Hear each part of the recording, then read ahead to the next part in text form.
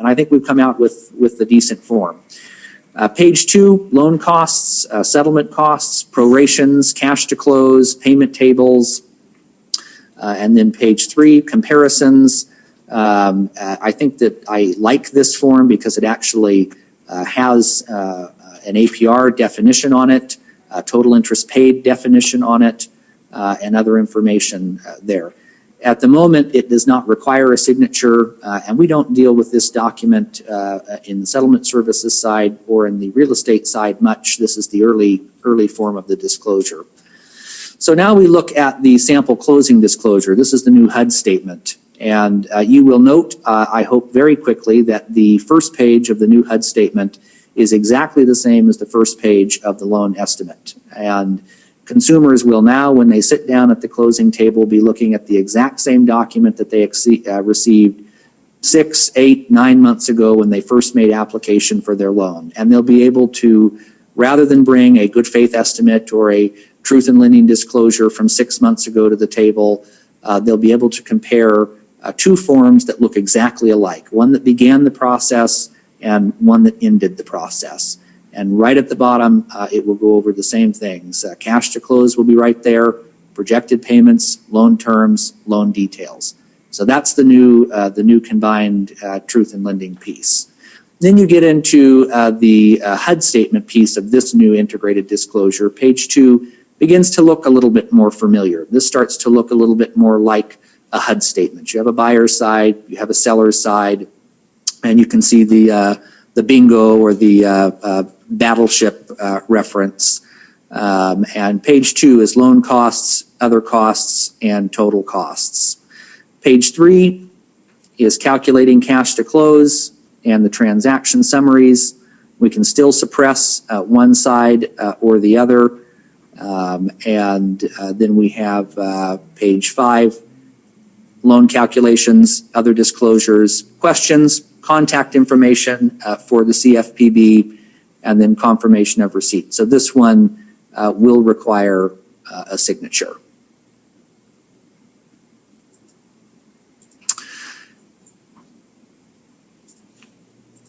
All right, moving on here.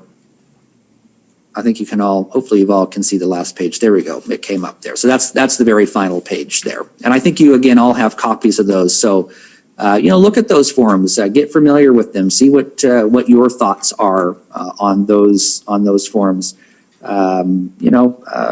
See what you think. You look a lot of these documents.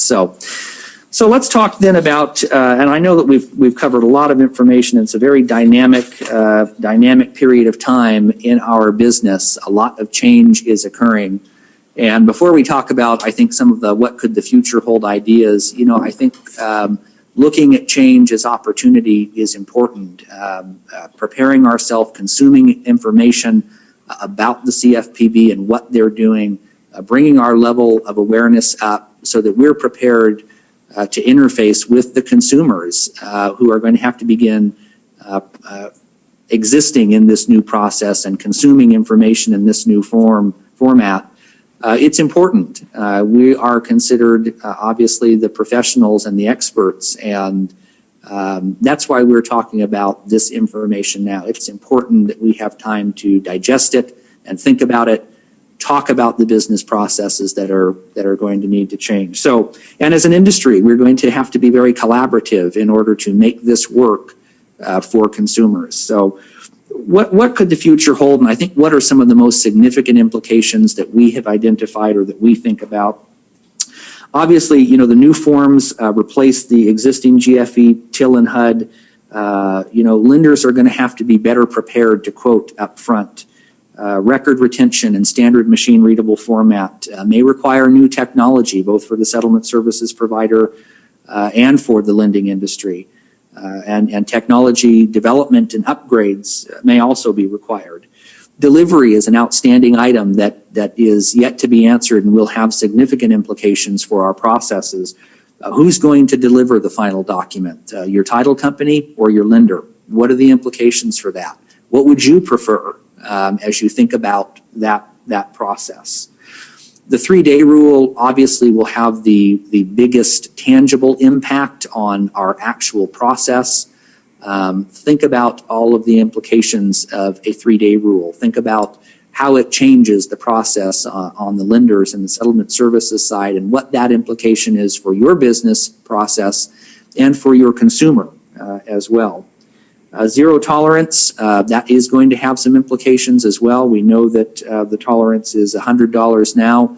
There is that proposal to make it $250, but either way, those are tight tolerances. Zero tolerances for fees that the lender charges for its own services or affiliated companies to the lender. Record keeping, I mentioned it earlier, but we mention it twice just because it is probably one of the biggest pieces of concern or of unanswered question, I think. How are we going to keep those records? Who is going to keep the records in standard machine readable format? How will we provide those to the CFPB, and what will they do with that information? You can obviously think about the implication of, and they have stated, the CFPB, that it is much easier to conduct audits on data than it is on paper files. So the thought is that algorithms will be written that will analyze the data sets that come in, and it will target behavior. It will show lenders that perhaps disclose low and close high, lenders that perhaps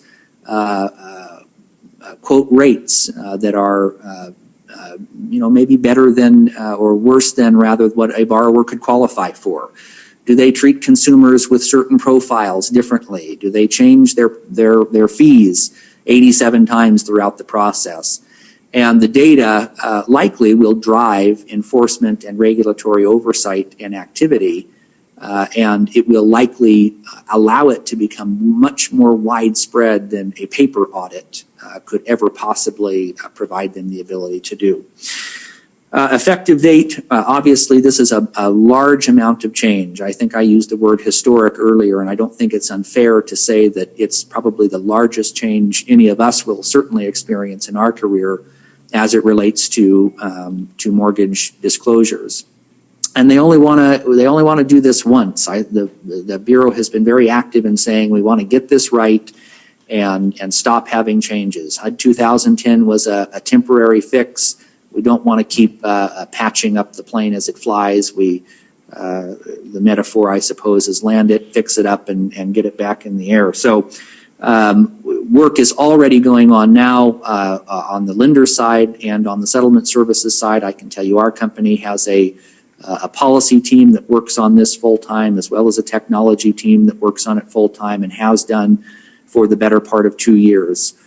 All of the underwriters, I am confident, have the same, as well as the lenders are already heavily invested in looking at what this change means for them in the future. So these are issues I think that we have to be prepared to think about. So, what do you do with the information then? And our recommendation is, set up a team or a task force, talk about the issue, identify your business processes that may need changes, not so much for compliance on the real estate side, but what about business? What about vetting business partners? What about ensuring that that your processes are able to match up with your preferred providers and that you create an experience for your consumer? Print the forms. You've already got those. Look at them and see what you think about those forms. And you can also add your voice. You can comment on any of these items directly to the CFPB. You can visit consumerfinance.gov, and there's a great deal of information there. You can also visit stewart.com/CFPB. There's an FAQ section there that we've been developing and a lot of other information. If you end up with a question that pops into your head later on, get it to OAR or get it to Stewart, and we'll have our policy team see if we can ask the question. It's a very dynamic situation, one that has lots of questions, I'm sure, that come up. When the rule is final in the fall, it might be a time then to discuss what the final rule looks like. I'm sure that OAR can provide that information and update as to what was the outcome of some of these things that we've discussed. And then it's off to the races with implementation. and no HUD, no GFE, and a new TIL, and a brave new world of integrated mortgage disclosures. Okay, so Noah, are the lenders using these forms yet, or can they? Is it optional to use them at this point, or when will our members and their customers see these regularly coming? So no, the answer is no, they are not in use. The lenders are not allowed to use them, and no lender is prepared to use them. So the forms are at the moment proposed forms. They will reach their final form in early fall, and then the implementation schedule will tell us when they will first be in use. Our best guess is you will begin to see these mid-year next year, mid to late year next year. Okay, so the rules will be final this year in the next month or so, and then everyone will have to interpret the rules to figure out application, and then the lenders will start using these forms next year. Yes, that's precisely it. And we don't have the question answered yet as to is there a cutoff date? Can we begin using the forms early if we're prepared? Can we dual close on both sets of forms for a period of time? Implementation still has some questions to be answered as well. So there is the real possibility that that in fact some lenders begin to use this earlier than others. So will the lenders be required to use this form only and discontinue use of the old forms, period? Yes, okay. Yes, there will be no option to use the old GFE, TIL, or HUD. All lenders will need to comply with this. Okay, and that's non-negotiable. That is non-negotiable. Right. There will not be an option. These are the new sets of federal disclosure forms. So everyone should get used to them now. Get used to them now, or you could deal only in mobile homes or reverse mortgages as a way to avoid it for a short term. That sounds like a very appealing option. Okay, everyone, we will, OAR, the Oregon Realtors, we will continue to bring you training as this evolves and the forms are implemented. We'll do another webinar, 2 or 3 if we have to make sure you know what's coming and what to expect. I am told that a sign-up sheet was not sent to you all.